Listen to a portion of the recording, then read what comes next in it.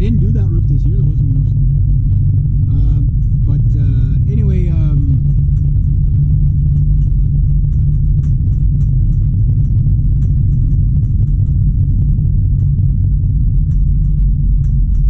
there's 10 cents right there. Beer can. I bet you I know whose beer can it is, too. I still got to tune the piano in there.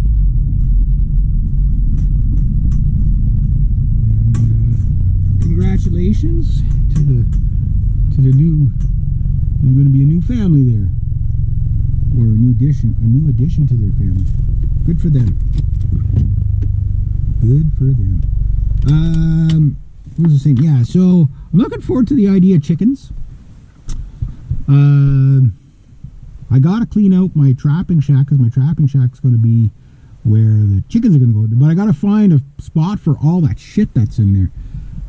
So it's all my trapping boards and everything like that. There's bicycles in there. There's my dad's, one of his older four-wheelers, which I think he should just sell it.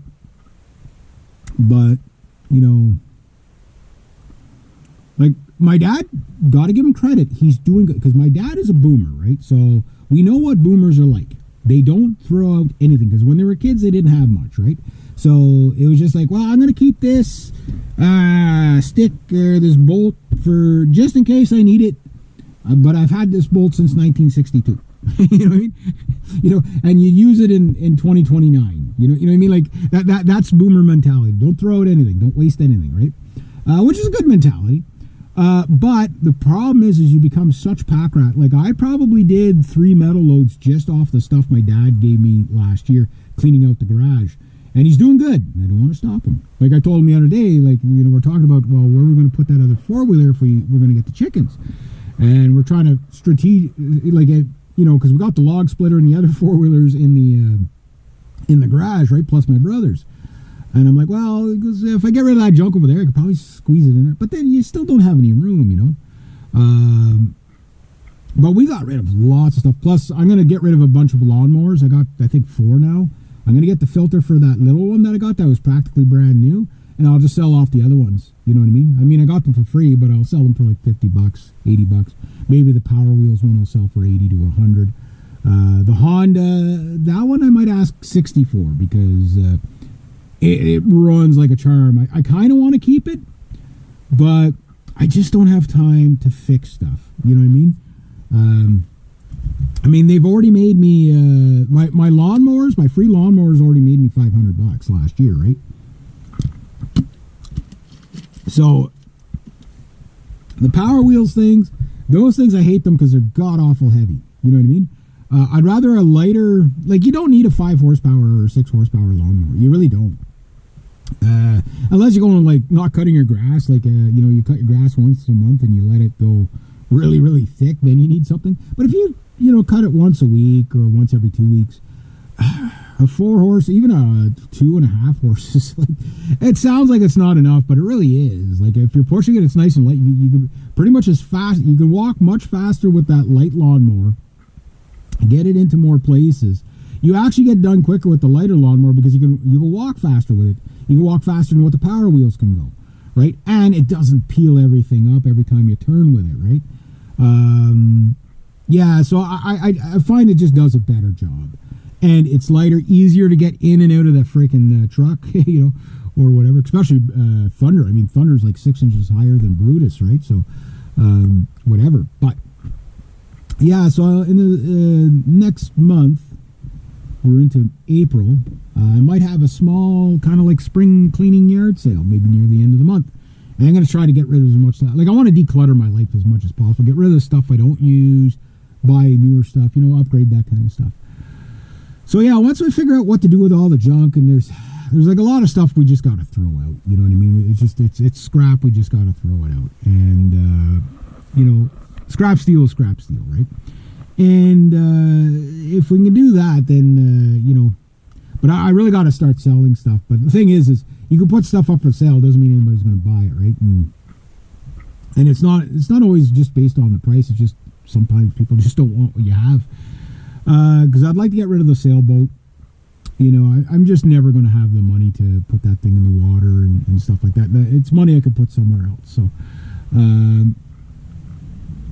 you know, don't get me wrong, I love having a sailboat, but like my next sailboat that I get is going to be like a trailer sailor, you know, like not an overnight, just like a day racer, like, you know, something like a J22 or something like that, or a J20, something small, you know, you pull it with the truck easily, you can set it up, put it in the water, go do your race, and then, you know, be done with it.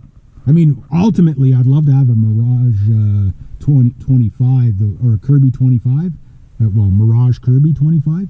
Those things are ridiculously fast. And of course, they don't make them anymore. When Mirage Kirby went out of business back in the 90s, you know, we lost a really, like, J-boats were fast, but if you really wanted to go fast, it was the Mirage Kirby 25. Those things were just like lightning rods for what they were. Like, I mean, they're 10 knot boats, 7.5 on a, you know, on a bad day. You know what I mean? They're really fast for their waterline. So I'd love to get one of those, but to find one that's not all like gel cracked and you know, like these boats take a real beating, right? I'm sure technology now is better, but yeah, you need a boat that has like a 5-foot keel on it to really go fast. You know what I mean? And yeah. Anyway, so if I get rid of the motorbike, get rid of the sailboat, and all my trucks, I could buy another vehicle, and you know, after I get another vehicle, I probably don't know what I'll do with this poor guy, but this poor car. You know, get something, you know, either a minivan. A minivan would do me a little better than a hatchback, because well, it's like a kind of a minivan sort of thing here. It's hard to tell, like, your minivans from your hatchbacks nowadays. Like, they kind of look the same. It's just the minivans are a little bit longer. But as a, like I had the road rage van. That thing was great. It'd be not the best for collecting scrap metal, but,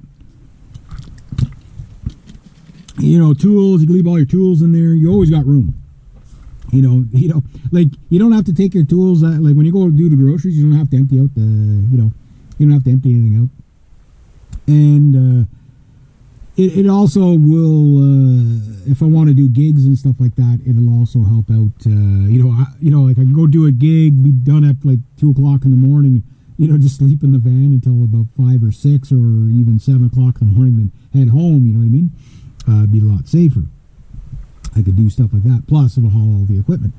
So there's things. You know, I like vans. They're good work vehicles. Do I want another truck? Absolutely, but I got to be making the money for the truck.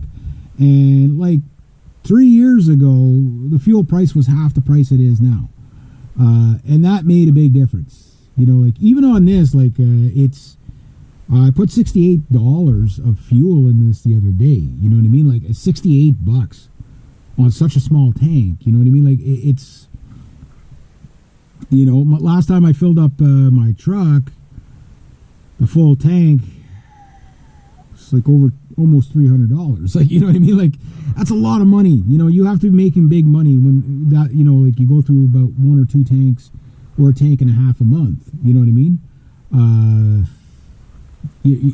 That, like, you gotta, you know, like your overhead costs are just so much. So for me to get another truck, yes, I definitely need a truck, but I have to be making the money. So the yard work stuff, you know, all that, I don't mind doing it, but it's like it doesn't pay enough. You know what I mean?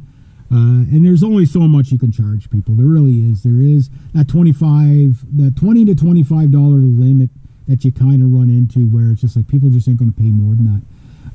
Doesn't matter about, they don't care about the inflation. They're just like, no, that's all I'm willing to pay. You know, there's some people they don't even want to pay you $10. You know what I mean? Like, but you don't work for those type of people. Oh, I can't find anybody to work. Everybody's too lazy. Well, what are you paying? $10 an hour. Well, fuck, people can't live off of 25 an hour. You know what I mean? Like, what the fuck do you expect? You know, and there's people, they don't get it. They don't get it. Like they're just like, and these are usually always the same type of people. These are people that have typically are really well off with government jobs, or they got pensions and stuff like that.